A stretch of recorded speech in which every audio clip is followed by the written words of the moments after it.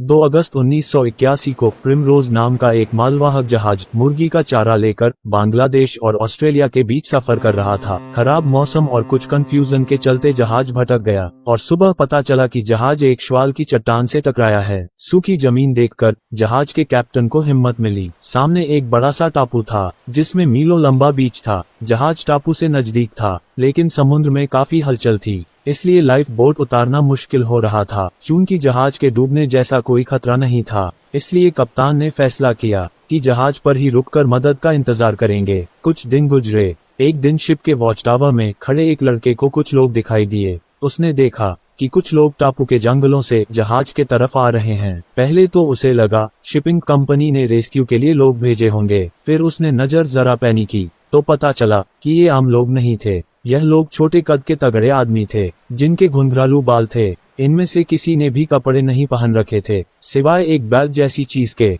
जो उनके कमर से बंधी थी। साथ ही इन लोगों ने भाले और धनुष तीर पकड़ रखे थे जिन्हें वो हवा में लहरा रहे थे। उसी वक्त वहां से कोसों दूर हांगकांग में रेजेंट शिपिंग कंपनी के ऑफिस में फोन की घंटी बजी। फोन उठा। सामने से प्रिमरोज के कप्तान की कांपती हुई आवाज आई। 50 के आसपास जंगली लोग लकड़ी की नाव से जहाज पर हमला करने आ रहे हैं। शाम तक ये शिप पर चढ़ जाएंगे। कोई नहीं बचेगा। जल्दी हेलीकॉप्टर भेजकर हथियार गिराओ। इस बातचीत से ऐसा लग रहा था मानो 18 सदी का कॉल 20वीं को आ गया हो। लेकिन इसका कारण भी था। जिस टापू के किनारे प्रिमरोज रुका था उस टापू पर सदियां कभी बीती ही नहीं थीं। बहरहाल ये कॉल आते ही कंपनी में हंगामा मच गया। बात हांगकांग सरकार तक पहुंची। एक सरकारी प्रवक्ता ने कहा, लगता है प्रिमरोज का कप्तान पागल हो गया है। अगले दिन प्रेस में खबर छपी कि इस द्वीप के लोग आदमखोर हैं। यह इंसान को मारकर खा जाते हैं। इधर शिप पर हालत खराब थी। एक फ्लेयर गन, कुछ पाइप जिसको जो मिला पकड़ कर ले आया। इनका इस्तेमाल करके 24 घंटे तक ये लोग खुद की रक्षा करते रहे।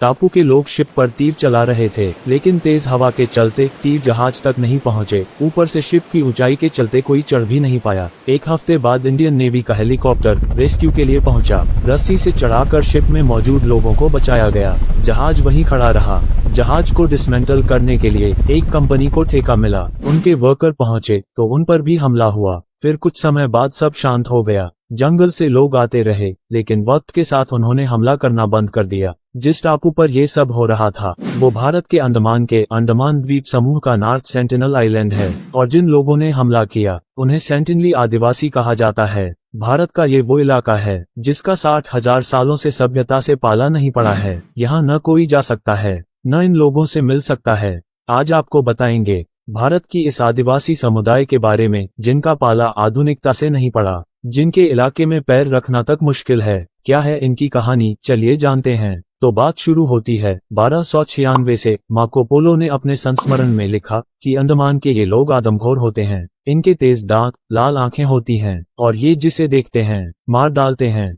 मार्को पोलो ने ये लिख तो दिया लेकिन इतिहासकार नहीं मानते हैं कि उसने कभी अंडमान पर पैर रखे हो। संभव है कि पोलो ने जो भी लिखा है वो सब सुनी सुनाई बातें थी। बहरहाल नॉर्थ सेंटिनल आइलैंड का पहला आधिकारिक जिक्र 1771 में मिलता है जब ईस्ट इंडिया कंपनी का एक जहाज सर्वे करने के लिए यहाँ पहुंचा था। इन लोगों ने द्वीप पर आग जली देखी लेकिन वहां उतरे नहीं। आधुनिक मनुष्य का पैर इस आइलैंड पर साल 1867 में पड़ा। तब भी एक मालवाहक जहाज द्वीप के किनारे क्रैश कर गया था। शिप से 86 लोग द्वीप पर उतरे। उन्हें द्वीप पर रहने वाले आदिवासियों का कुछ पता नहीं था। 3 दिन बाद एक सुबह जब ये लोग नाश्ता कर रहे थे तब इन पर अचानक हमला हुआ। बड़ी मुश्किल से ये लोग जान बचाकर भागे और तब कंपनी के एक जहाज ने इन्हें रेस्क्यू किया था। सेंटिनली लोगों और आधुनिक मनुष्य का पहला कांटेक्ट 1880 में हुआ। रॉयल नेवी के अफसर मॉरिस पोर्टमैन सशस्त्र टुकड़ी को लेकर नॉर्थ सेंटिनल आइलैंड तक पहुंचे। बहुत दिनों की खोज के बाद इन्हें एक बूढ़ा, एक औरत और 4 बच्चे मिले जिन्हें ये अपने साथ पोर्ट ब्लेयर ले आए।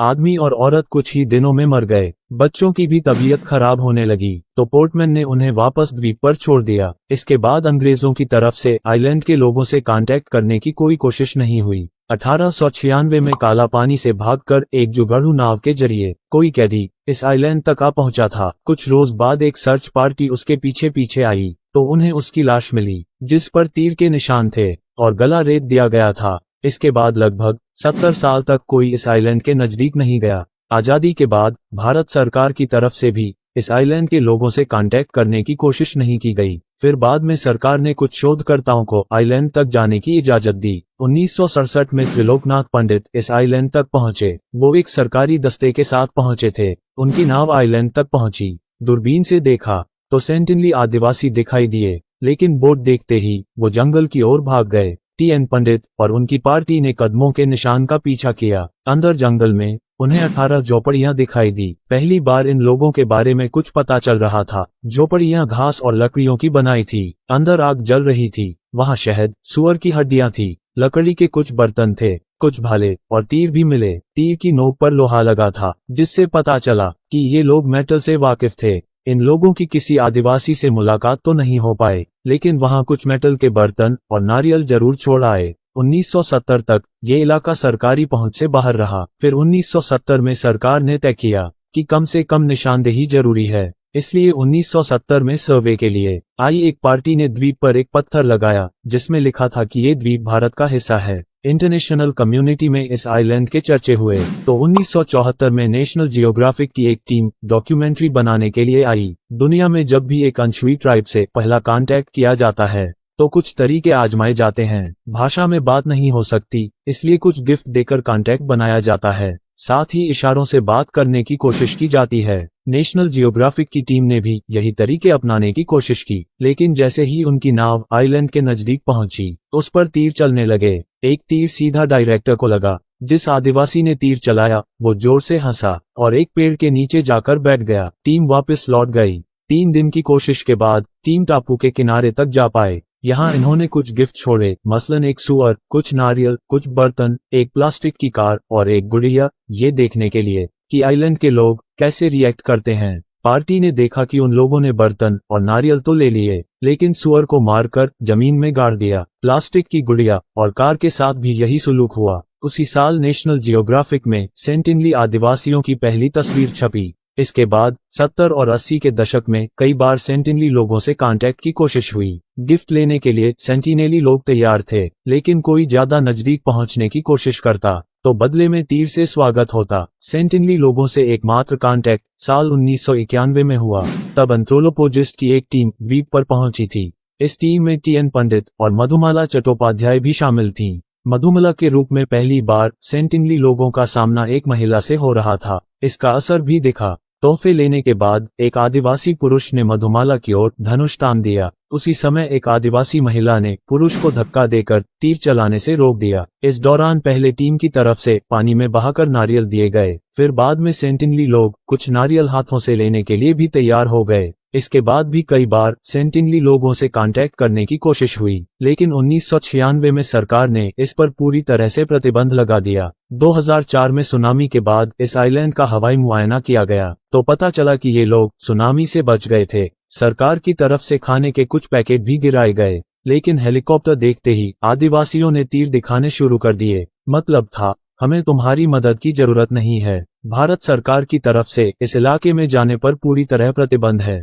लेकिन 2006 में कुछ मछुआरे यहाँ केकड़े पकड़ने चले गए थे। 3 दिन बाद उनकी लाश बीच पर दिखी। उन्हें बांध से लटकाकर बीच पर खड़ा कर दिया गया था, मानो एक चेतावनी दी हो। लाश वापस ले जाने की कोशिश हुई, लेकिन उस टीम पर भी आदिवासियों ने तीर से हमला किया। चूंकि सेंटिनली लोगों से कांटेक्ट करना मना है, इसलिए भारत सरकार का कोई नियम भी यहाँ लागू नहीं होता। मतलब इस इलाके में गए और मारे गए तो खुद की जिम्मेदारी है। सेंटिनली लोग आखिरी बार खबरों में आए थे साल 2018 में, जब एक ईसाई मिशनरी ने यहाँ पहुंचकर इन लोगों से मिलने की कोशिश की। जॉन अल चाओ नाम का एक अमेरिकी नागरिक गैर कानूनी रूप से यहाँ पहुंचा। उसे उम्मीद थी कि वो ईश्वर का वचन इन तक पहुंचाएगा। 15 नवंबर को चाओ यहाँ पहुंचा। 2 बार उसने गिफ्ट देने और गीत गाकर उनसे कांटेक्ट करने की कोशिश की, लेकिन चाओ के खत के अनुसार आदिवासी या तो जोर जोर से चिल्ला रहे थे या हंस रहे थे। 17 नवंबर को चाओ आखिरी बार आइलैंड तक पहुंचा और वहीं रुक गया। उसने बोट वाले से वापस लौट जाने को कहा। बोट वाले ने बताया कि उसने आदिवासियों को चाओ को घसीट कर ले जाते हुए देखा और अगले दिन उसकी लाश बीच पर लटकी हुई मिली। भारत की तरफ से कई कोशिश हुई कि चाओ के शरीर को वापस लाया जाए, लेकिन जो भी गया उसका तीरों से स्वागत हुआ। अब एक नजर डालते हैं कि इन लोगों के बारे में हमें अब तक पता क्या है। नंबर 1, पहली बात ये कि ये लोग आदमखोर नहीं है, चूंकि आदिवासी मरे हुए साथियों की हड्डियां गले में पहनते हैं। इस कुछ लोग ऐसा समझते हैं, लेकिन इस बात के कोई साक्ष्य नहीं है। नंबर 2, ये लोग झोपड़ी बनाकर रहते हैं और जमीन पर सोते हैं। इनमें आदमियों और औरतों की ऊंचाई लगभग 5 फुट के आसपास होती है। नंबर 3, ये लोग आग जलाना नहीं जानते, बल्कि बिजली गिरने पर चिंगारी को संभाल कर रखते हैं और उसी से काम चलाते हैं। नंबर 4, ये लोग खेती नहीं करते हैं, बल्कि आदिमानव की तरह शिकार और खाना इकट्ठा करते हैं। इनकी भाषा अंडमान की बाकी भाषा से बिल्कुल अलग है। नंबर 5, इस इलाके में 50 से 200 के बीच लोग रहते हैं। ये नाव चलाना जानते हैं, लेकिन तैर नहीं सकते। सरकार की तरफ से यहाँ जाने पर पाबंदी है और ये लोग भी नहीं चाहते कि इनसे कांटेक्ट किया जाए। इसके वाजिब कारण भी हैं। साल 1858 में अंग्रेजों ने अंडमान को अपनी कॉलोनी का हिस्सा बनाया था। तब यहाँ अलग अलग प्रजाति के 7,000 आदिवासी रहते थे। ब्रिटिशर्स के आने के साथ आई बीमारियां। इन लोगों में इन बीमारियों के लिए कोई नेचुरल इम्यूनिटी नहीं थी, इसलिए 150 साल बाद इनकी संख्या सिर्फ 300 के आसपास रह गई है। अधिकतर जनजातियां लुप्त हो चुकी हैं। सेंटिनली जनजाति एकमात्र जनजाति है जिसने बाहरी लोगों से दूरी बनाकर रखी है और इसी कारण ये बचे भी हुए हैं। यहाँ जाकर आप नहीं कह सकते कि विकास और तरक्की इंसान के लिए जरूरी है। यहाँ सिर्फ जीना ही काफी है। यहाँ जाकर आप नहीं कह सकते कि विकास और तरक्की